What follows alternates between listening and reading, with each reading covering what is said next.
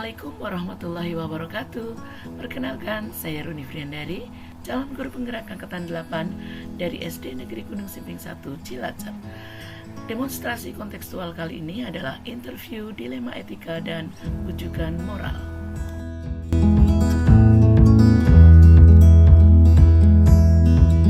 Apa kabarnya nih Pak Sus? Alhamdulillah sehat. Ini luar biasa. Selamat untuk Mbak Runi ya. Sudah masuk kategori sebagai calon guru penggerak. Insya Allah. Semoga menjadi berkah bagi kemajuan pendidikan Indonesia. Amin.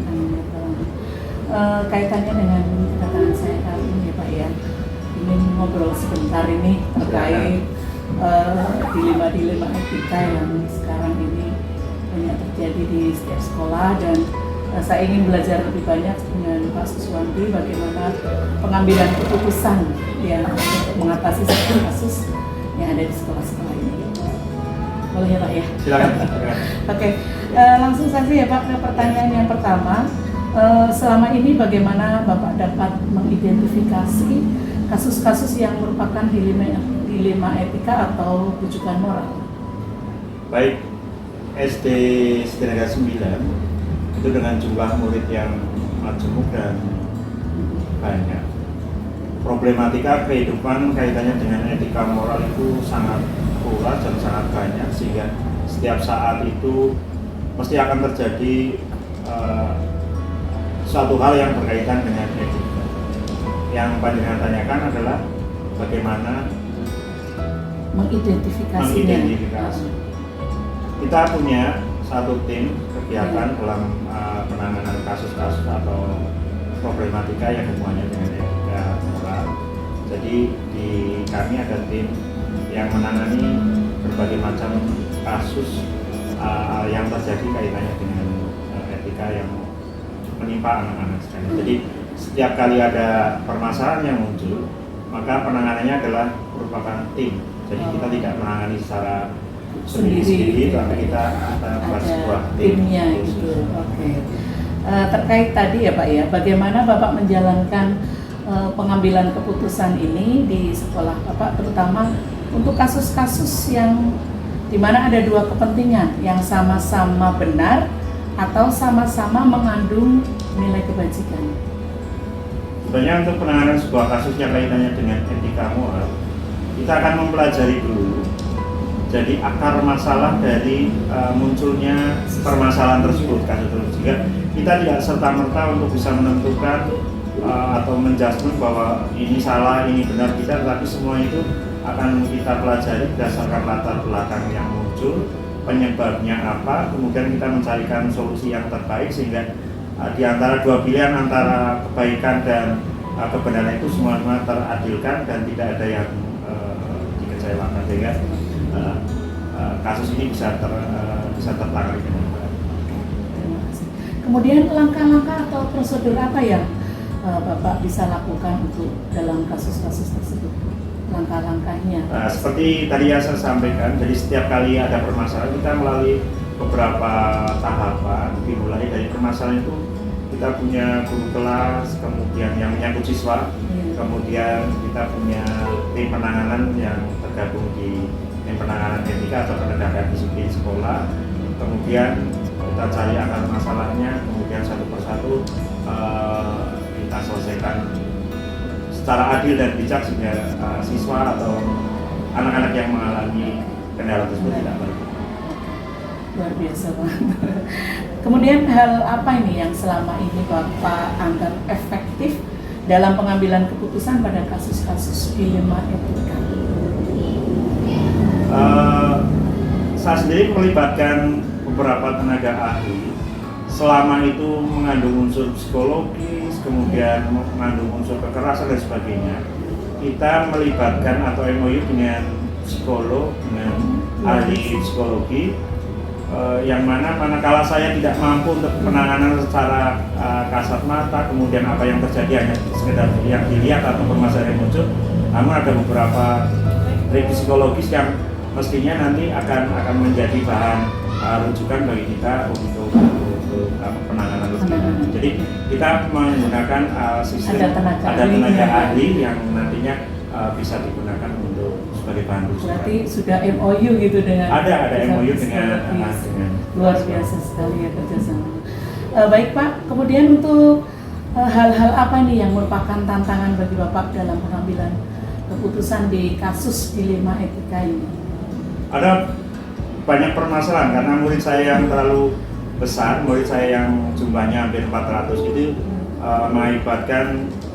jelas menyebabkan dilema. Setelah pengambilan keputusan itu ada dilema yang harus kita terima atau resiko yang harus kita terima.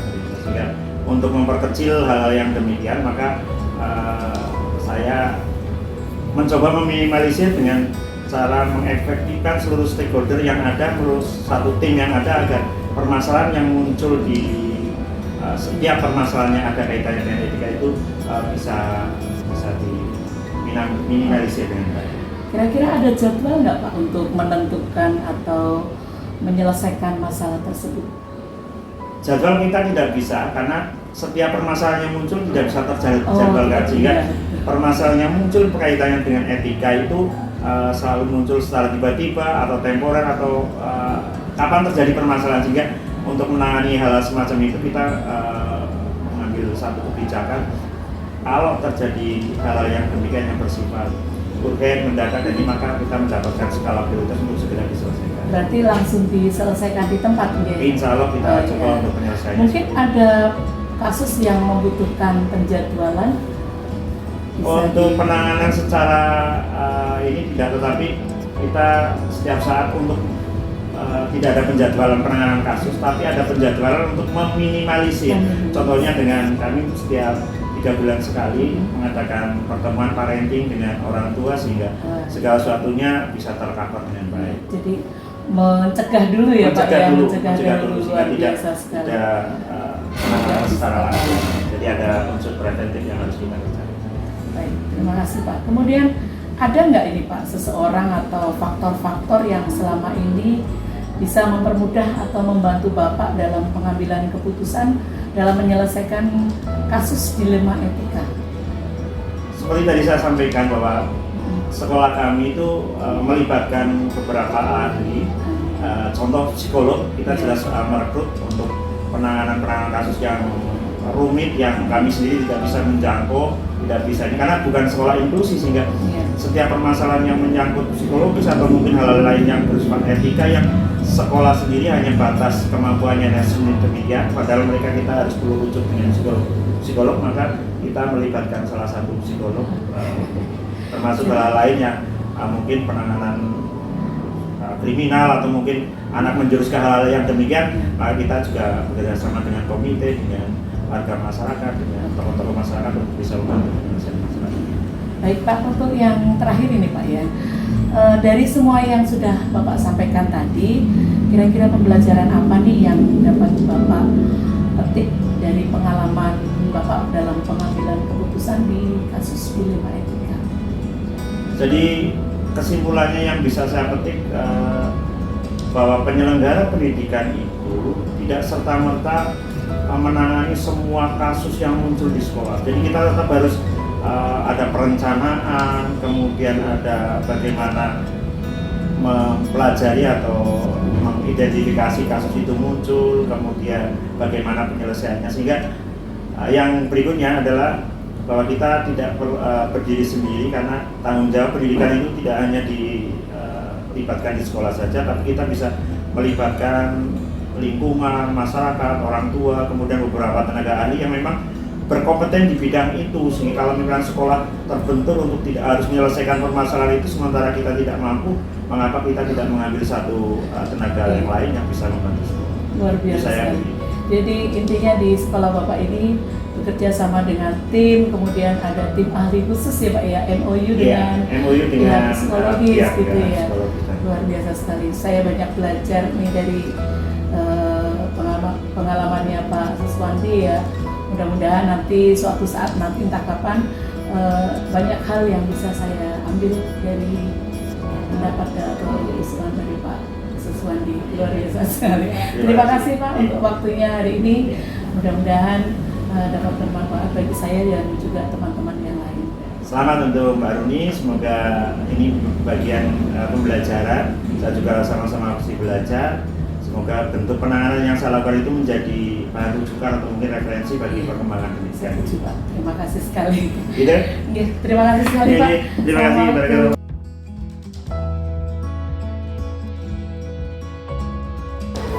Assalamualaikum warahmatullahi wabarakatuh. Selamat pagi Bu Yuni. Waalaikumsalam warahmatullahi wabarakatuh. Selamat pagi hari. Mohon izin untuk hari ini saya dan Bu Yuni bisa ngobrol sebentar tentang dilema etika dan bijukan moral yang nantinya mengambil beberapa keputusan yang akan dilakukan oleh Ibu sebagai kepala sekolah di SD Negeri Gunung Semi 1. Baik. Untuk yang pertama Ibu, bagaimana selama ini Ibu mengidentifikasi kasus-kasus yang terjadi, apakah itu merupakan dilema etika atau rujukan moral? Jadi dalam kasus ini kita akan melihat ya Mbak ya. Jadi kan yang namanya kasus pasti ditimbulkan tidak oleh satu pihak, karena ada dua kepentingan di situ atau lebih. Jadi di mana kasus itu nanti yang satu itu mengandung nilai kebajikan, kemudian yang satu salah, artinya satu benar, satu salah, maka itu termasuk ke dalam kasus rujukan moral. Tetapi jika satu atau dua kasus atau lebih itu mengandung nilai kebajikan semuanya itu mengandung nilai kebenaran, maka itu disebut dengan kasus dilema etika. Jadi kita lihat nilai kebajikan yang ada di dalamnya. Terima kasih Ibu. Berarti selama ini Ibu menjalankan pengambilan keputusan di sekolah kita ini, terutama untuk kasus-kasus di mana tadi ada dua kepentingan ya Bu ya, yang sama-sama benar atau yang sama-sama mengandung nilai kebajikan. Iya, itu terjadi juga di sekolah. Pertanyaannya apa Mbak? Bagaimana Ibu menjalankan pengambilan keputusan tersebut? Iya, jadi gini, kalau dalam kasus hal dilema etika itu mengandung kebenaran semua. Artinya kedua-duanya itu harus mendapat perhatian. Jangan sampai pengambilan keputusan itu kemudian merugikan kepentingan yang lain. Sementara dua-duanya butuh perhatian yang sama, maka juga kita lihat efeknya untuk pengambilan keputusan itu. Kemudian langkah-langkah apa ini yang nanti akan Ibu lakukan atau prosedurnya untuk mengatasi masalah ini selama terjadi kasus itu? Kasus dilema etika ini memang disebut dilema ya, karena dilema. Menjadi dilema. Betul, jadi keputusannya itu memang tidak sepenuhnya benar dan tidak sepenuhnya salah, karena dua keputusan ini masing-masing itu bertentangan. Artinya bertentangan gini, satu mengandung nilai kebajikan, tapi sementara nilai kebajikan yang lain juga tidak boleh diabaikan ya. Contoh saja dengan Mbak Rumi ini. Nah, Mbak Rumi sendiri aja. Mbak Rumi menjadi calon guru penggerak.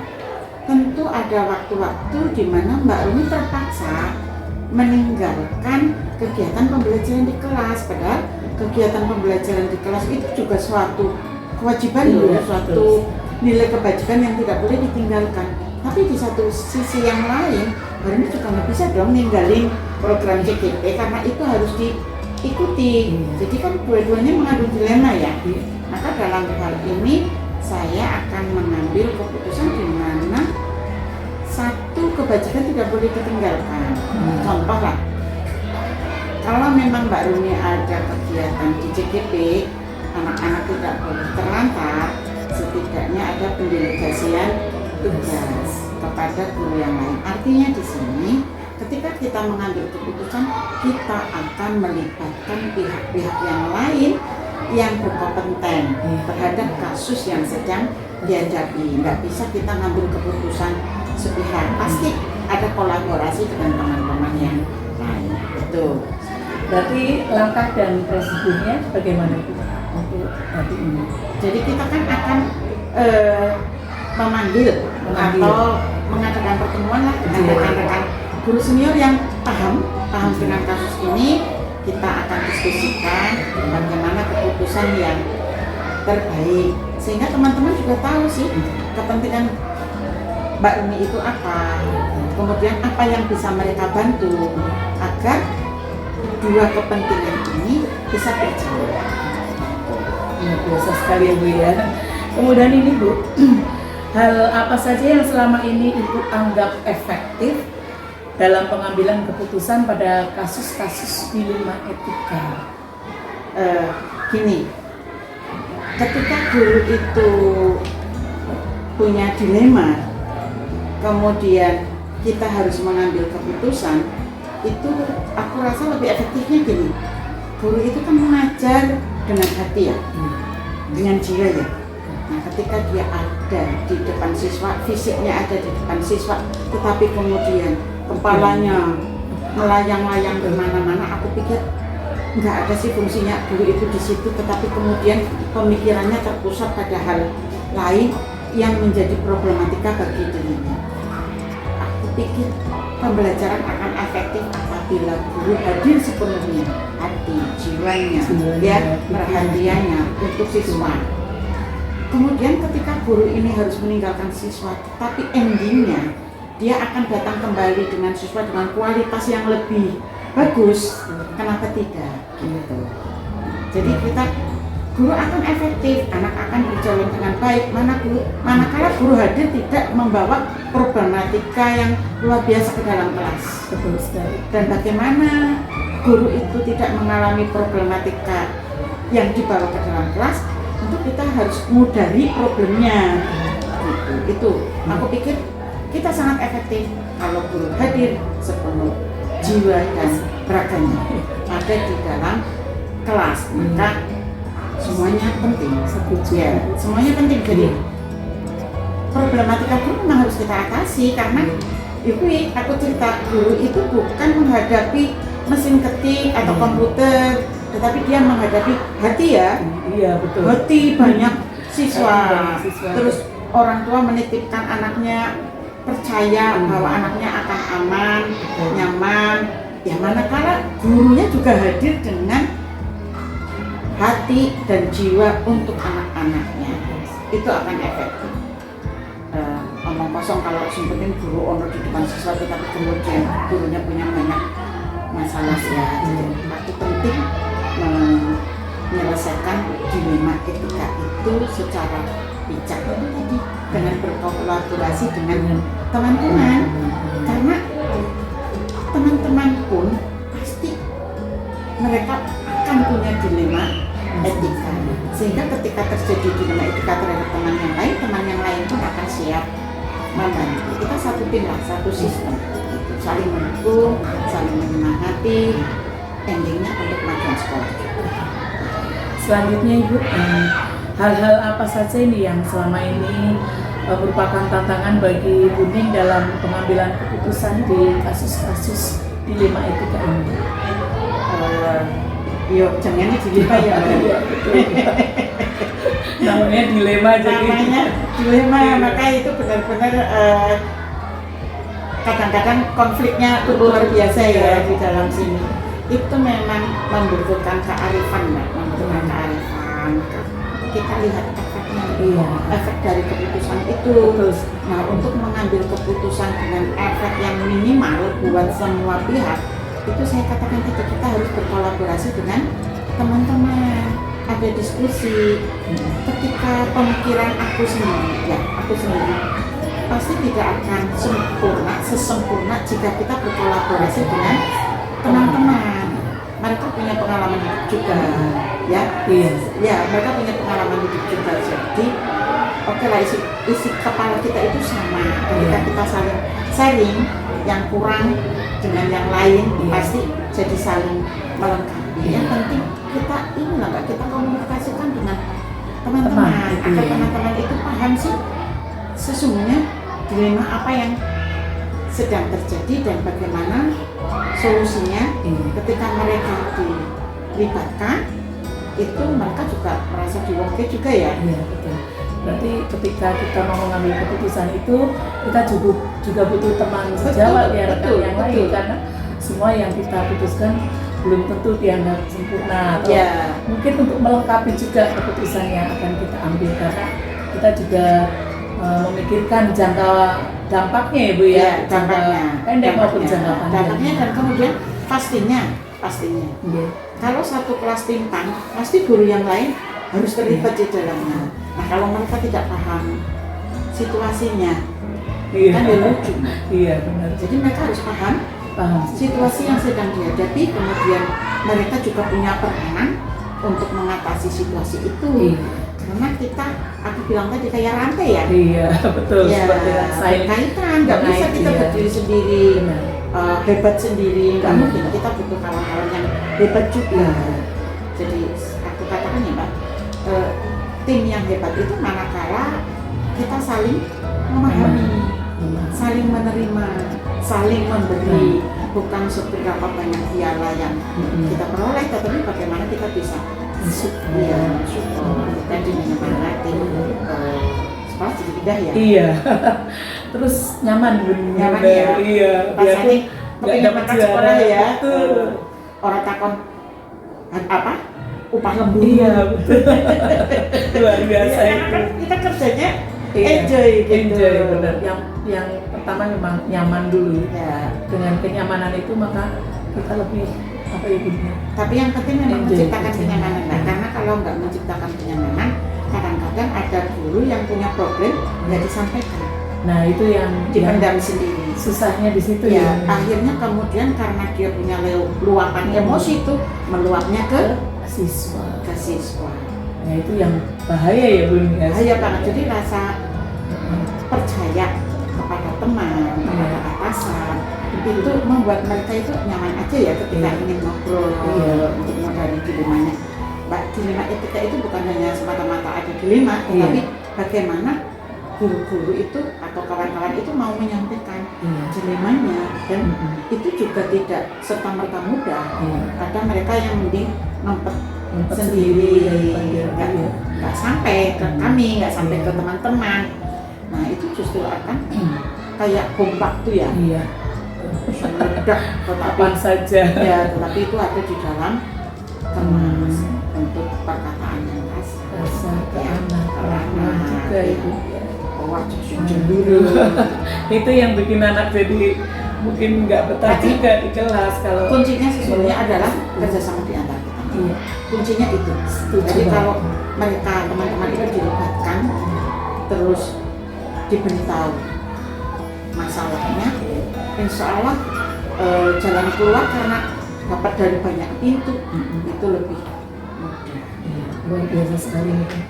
Kemudian nih ya Bun, apakah Buning ini memiliki sebuah tata kala atau jadwal tertentu dalam penyelesaian kasus dilema etika? Apakah nanti Ibu langsung menyelesaikan di tempat atau memiliki sebuah jadwal untuk menyelesaikannya dalam bentuk atau prosedur seperti apa nanti yang mau dijalankan? Jadi kalau kasus dilema etika ya, kita lihat dilemanya. Kalau dilemanya itu konfliknya itu butuh penanganan secepatnya, ya rasa ngambil jadwal, ya kan? Iya. Tapi kalau konfliknya itu memang harus diurai, itu bisa kita jadwalkan. Contoh, ngomong iki ono guru sing merasa nggak mampu banget ngajar, itu kan nggak bisa serta merta saat itu bisa diatasi, dia harus pakai coaching ya. Kalau pakai coaching kan harus dijadwal. Tapi jika dilemanya itu sesuatu yang urgen yang butuh penanganan segera, nanti jadwal ya ora rampung gitu. Jadi kita melihat kasusnya, kita lihat mendesak atau tidaknya, ya gitu. Oke Bu Uni, ada tidak seseorang atau faktor-faktor yang selama ini mempermudah atau membantu Ibu dalam pengambilan keputusan dalam kasus-kasus dilema etika ini? Banyak Mbak. Aku itu hanya jabatan kepala sekolah, jabatan saja manajer bunyinya, tetapi dalam bekerja itu jelas nggak mungkin bisa sendiri, nggak mungkin bisa sendiri. Teman-teman saya itu, nah aku awak, mereka dan tangan, aku nggak bisa bergerak gembung tok dulu. Iya. Kan nggak mungkin. Makanya disebut kepala ya Bu. Ya, Iya. ya, jadi Mahkota. aku banyak berpikir. Iya. Tetapi kemudian tangan, kaki dan anggota tubuhku itu adalah teman-teman Teman-teman semua. Tanpa itu nonsen, kita nggak Oke. bisa mencapai hasil yang Maksimal. baik, yang maksimal. Sekarang gini ya Pak, contoh satu kesalahan dari guru itu kepala sekolah jadi imbasnya ya. Oke. Ketika aku tidak punya banyak masalah, berarti guru-guruku Tidak ada masalah. tidak ada Iya. masalah. Jadi sebenarnya Benar. siapa yang baik, Iya. kan? Aku nggak mungkin. Tapi Iya. ketika guru-guru kacau balau, ya wes aku nggak mungkin dapat nama yang Baik. baik Iya. gitu. Jadi intinya itu semua teman-teman itu sangat berperan dalam pengambilan berbagai keputusan. Nah, cuman kita nggak bisa melibatkan semua, gitu. Iya. Tergantung dari konfliknya apa, siapa Betul. yang bisa dilibatkan ke situ, Betul. Iya. karena kitanya kan beda-beda ya, Iya. jadi nggak bisa satu orang Potensinya itu juga untuk berbeda. ya betul untuk semua masalah. Kadang aku manggil Mbak Rumi karena masalahnya ada hubungannya. Mbak Iya. Rumi yang punya kompetensi itu, Iya. atau mungkin jika keuangan aku Iya. dengan humus gitu. Humus, Aku iya. yang manggil Sesuai dengan humus, bidangnya gitu. mungkin ya, Bu, Iya. dan Jadi tidak bisa dalam satu kasus itu satu sekolahan Semuanya. tapi memanggil orang-orang yang bisa punya kompetensi di situ, punya kepentingan juga. Ya, Bu. Ini yang terakhir ini Bun. Dari semua hal yang sudah Bunda sampaikan tadi ya, pembelajaran apa yang dapat Bunda petik dari pengalaman Bunda dalam pengambilan keputusan di dilema etika ini? Ya, jadi kadang-kadang ada dilema itu yang nggak bisa serta-merta diatasi yang Iya.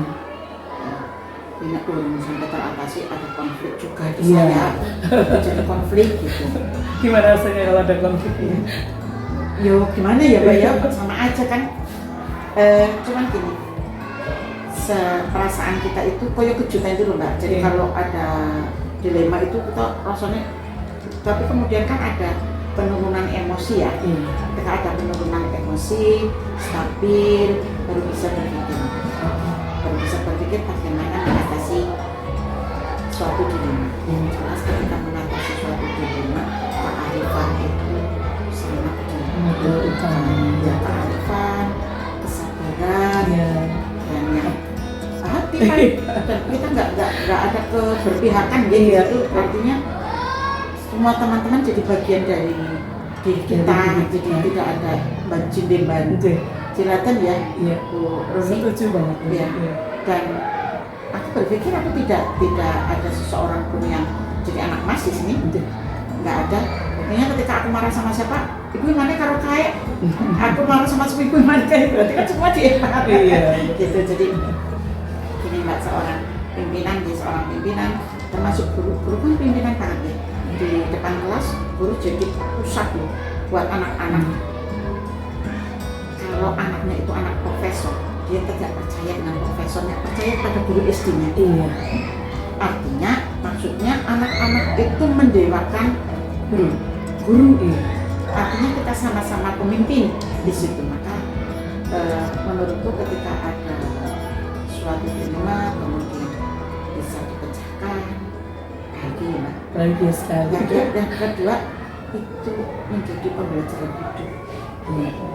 Pengalaman hidup, pembelajaran Nah, hidup. pembelajaran itu kan tidak harus kita yang merasakannya, Iya. tapi ketika kita berempati Iya. kepada teman, kita membuat posisi kita ada di dirinya, Iya. sehingga kita mengambil keputusan yang berpihak kepada pemecahan dilemanya. Banyak itu Mbak. Kalau problem-problem itu sudah luar biasa ya Mbak, Oke. ya, luar biasa.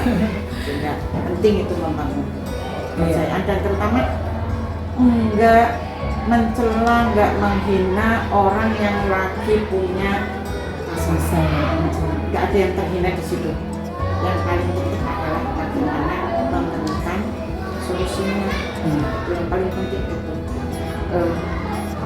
kita punya banyak aib ya. Sama Bu Runi juga Artinya punya banyak aib yang ditutup oleh Gusti Allah. Iya, Jadi ketika betul. orang lain itu punya masalah atau kasus, nggak perlu kita melihat dari Iya. sisi gelapnya, tetapi mari kita ambil sisi positifnya adalah pembelajaran buat diri kita, ya. sehingga kita memperlakukan orang tersebut proporsional, nggak memandang rendah maksudku gitu. Dari dilema itu gitu. Orang nyalahin lah, nggak menyudutkan intinya itu. Artinya kita bisa saja kita yang terkena tetapi itu teman kita, orang terkasih kita. Jadi kita ingin banyak membantu agar segera bisa lepas dari dilema. Luar biasa sekali hari ini. Ngobrolnya jadi asik, seru. Roni jadi tahu banyak bagaimana menjadi seorang pemimpin pembelajaran. Banyak belajar dari Bunda. Terima kasih.